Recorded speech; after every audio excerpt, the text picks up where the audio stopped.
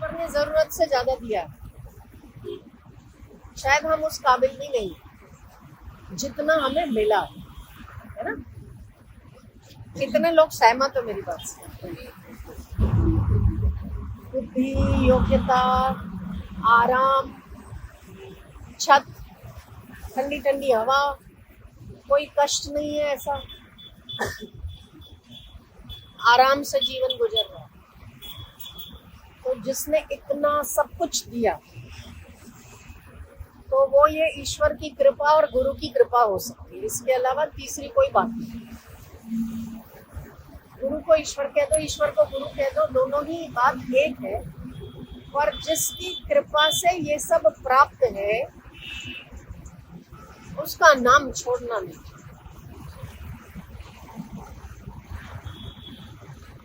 नहीं तो ये निरंतर यात्रा है, चलती रहेगी, एंडलेस।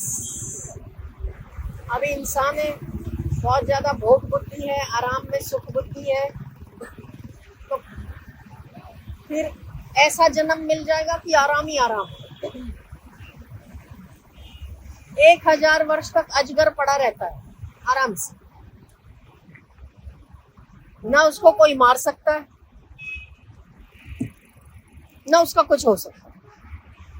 एक बार खाया और 6 महीने पड़ा, फिर दोबारा उठेगा, दोबारा कुछ खाएगा, 6 महीने पड़ा। तो अधिक सुख बुद्धि, अधिक भोग बुद्धि मनुष्य को पतन की ओर ले जाए।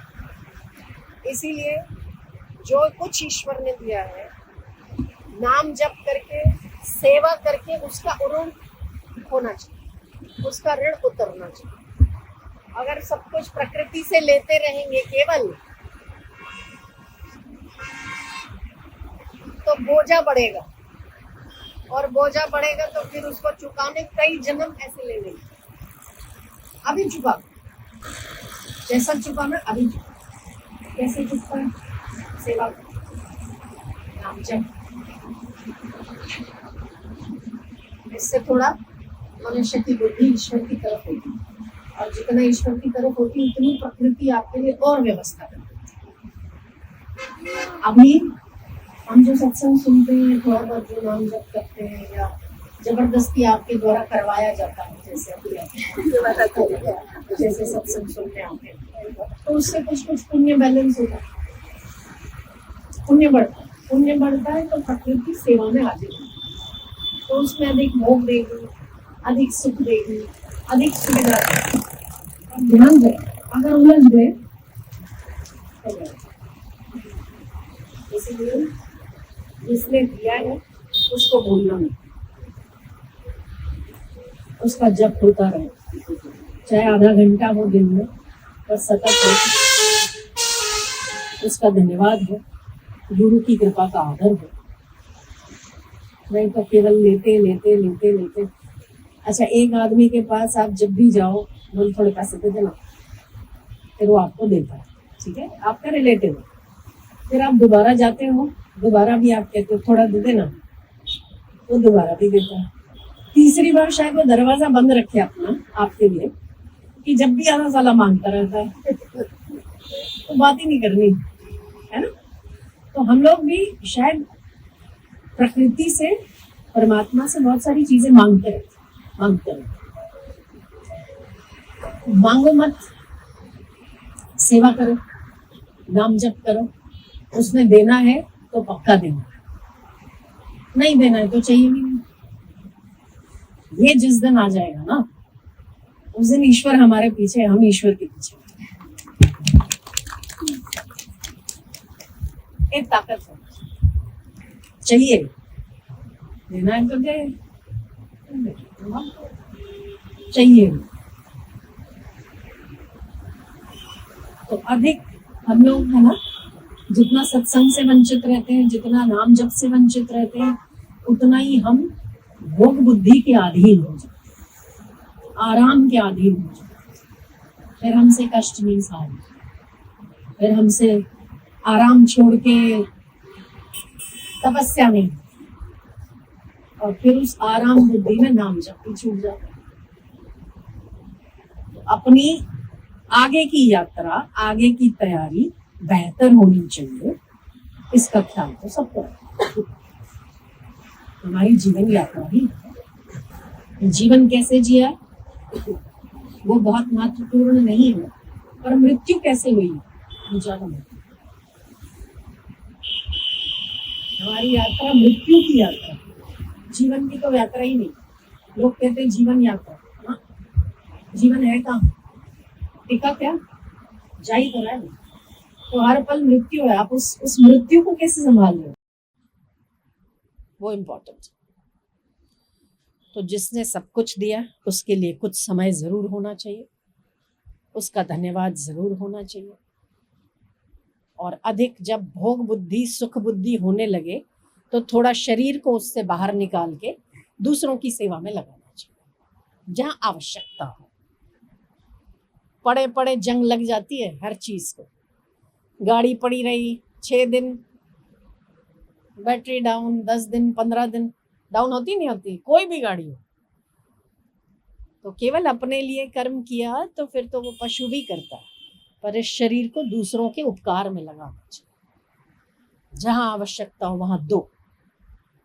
कुछ नहीं दे सकते, अन्न दो, जल दो। कुछ नहीं दे सकते, स्नेह दो, प्रेम दो। वो है कि नहीं, उससे तो भरपूर हो आप। कुछ नहीं दे सकते, मुस्कान दो, किसी के चित्त में प्रसन्नता दो।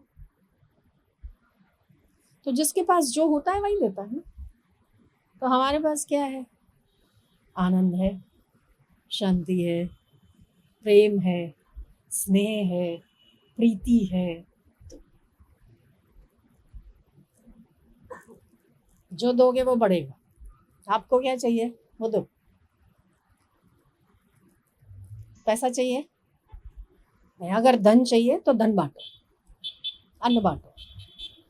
प्रेम चाहिए तो स्नेह बांटो, आदर चाहिए तो आदर बांटो। चाहिए क्या, ये सिद्धांत है, जो कुछ भी दोगे लौट कर मिलता है। तो परमात्मा को प्रीति दो, परमात्मा का नाम जपो। अगर आप उसका नाम जपते हो तो वो आपका नाम जपता है। जो दोगे वो लोगे। कभी कभी ऐसे ऐसे अनुभव होते हैं, कोई कहीं कितना दूर होता है, अचानक से ना उसका स्मरण होता है। ऐसा नहीं कि हम बड़ा याद करते होते हैं, ऐसा नहीं होता है, पर अचानक से ना एक ऐसे वो स्फुरना उठता है। हम कहते लगाओ फोन, और फोन उठाते ही इतना रोता है आदमी, इतना रोता है।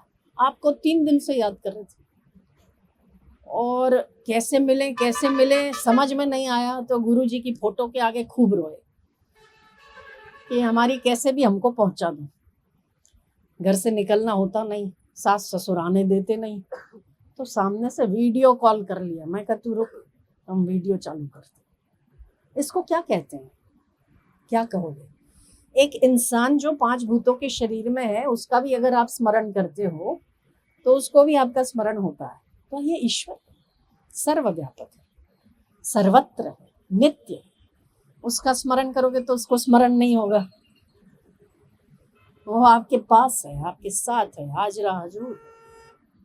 इसीलिए नित्य स्मरण करो, चलते फिरते करो, बैठ के करने की जरूरत नहीं, चलते फिरते करो। राम सुखदास महाराज का एक सूत्र मुझे बड़ा पसंद आता है, हे नाथ मैं तुझको भूलूं। और मुझे अपना भी एक पसंद आता है, प्रभु मैं। ये कह दो तो कितना आनंद है ना, है कि नहीं? तो अगर हमें कहने की दे रहे हैं, हम कहते हैं प्रभु मैं तेरा, तो हम ये सुनेंगे किसी दिन कि तू मेरा।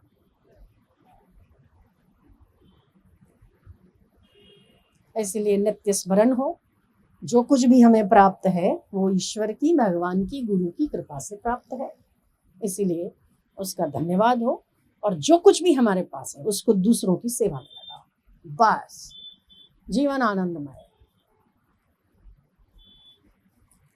ये असली जीवन जीने का राज है। नहीं तो फिर कष्ट आएगा, परेशानी, थोड़ा कुछ ऊपर नीचे हुआ तो परेशानी, विचलित हो जाता है चित्त। और कोई परेशानी नहीं, तभी भी मृत्यु की परेशानी तो है ही सिर पर। अस्वस्थता की परेशानी है ही है, कोई धोखा ना दे दे ये परेशानी तो है ना। यदि आपके घर में एक बच्चा है, चाहे वो भाई का हो, चाहे वो बहन का हो, चाहे आपका हो, पर उसकी सुरक्षा की जिम्मेदारी किसकी है? आपकी, क्योंकि वो आपके पास रहता है। तो जब आप स्टैंप लगाते हैं, उस भगवान को कहते हैं कि मैं तेरा हूं, तो आपको संभालने की जिम्मेदारी किसकी होती है? भगवान की होती है। भक्ति श्रेष्ठ है। भक्ति आती कैसे? फिर से भक्ति आती कैसे है? सेवा और नाम जप से। इसीलिए सेवा को बहुत ज्यादा बल दिया है, नाम जप को बहुत ज्यादा बल दिया है। तो ग्रह नक्षत्र कष्ट बाधा पीड़ा तो किसके पास नहीं है? सभी के पास है। पर जिसके चित्त में भक्ति है ना, भगवान उसको डिलीट भी करेंगे, रीजनरेट भी करेंगे, दौड़ाएंगे भी और प्यार भी देंगे। और ईश्वर से श्रेष्ठ किसी का प्रेम नहीं हो सकता। ठीक बात? इसलिए भक्ति श्रेष्ठ है। गीता का अंतिम अध्याय क्या है पता है? भक्ति। बहुत कुछ सुनाया, कर्म सुनाया, सांख्य सुनाया, ज्ञान सुनाया। कर्म सुना के मतलब कर्म कर, पहले बोला कर्म कर, फिर कर्म का संन्यास कर, मतलब कर्म भी छोड़, फल का त्याग कर, कर्म संन्यास योग। सांख्य योग, उसका भी संन्यास कर। और सबसे आखिरी में आता है भक्ति योग। मामेकं शरणं व्रज सर्वधर्मान् परित्यज्येत् मामेकं शरणं व्रज।